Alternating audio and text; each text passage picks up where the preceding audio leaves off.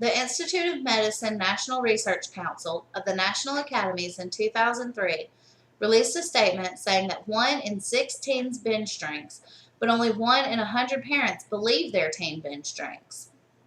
I believe it is a responsibility of our school to keep our children safe while they're there, and I believe part of that responsibility is testing and creating repercussions for the use of drugs and alcohol.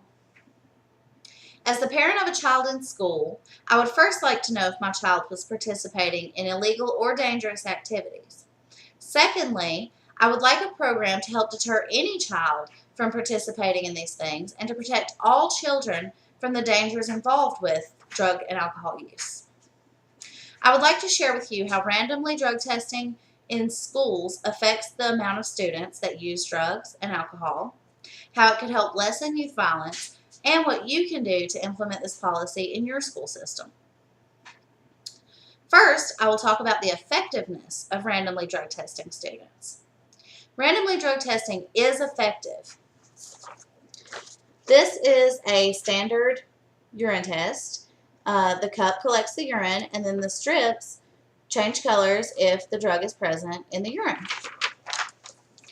The National Center for Education Evaluation and Regional Assistance in 2010 states that students subjected to drug tests at schools were reported less substance use than students at schools who did not drug test.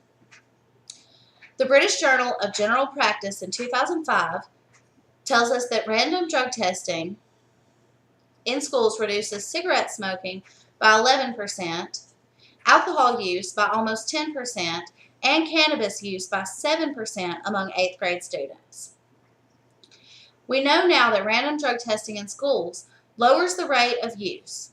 Knowing that, we can fairly say that it lowers the effects of use also. Random drug testing in schools can also help reduce youth violence. According to an article in the Michigan Daily in 2014, illegal drug use is a direct link to some youth violence. Some drugs, including alcohol, anabolic steroids, benzodiazepines, and cocaine, when used in excess or illegally, have been shown to develop aggression and violence, according to Christine Adamek in 2010. If you would like to help change the policies in your school system, I'll tell you how. You can let your school know how you feel about random drug testing in your school system. You can contact your school board to bring up the topic in the next board meeting, and this is just, it's really simple. You just go onto your Board of Education's website, and it shows you all the scheduled times for board meetings. You can also contact your local government and file a petition with the courthouse. It's up to you to change the policies in your school system. I've told you how randomly drug testing students lowers the number of future addicts and alcoholics, how it lessens the amount of youth violence, and how you can implement this policy in your school system.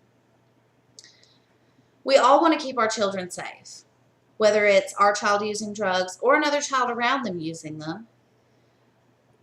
It's a dangerous situation, and it needs to be addressed. And I think that randomly drug testing students at school is a great start in doing so.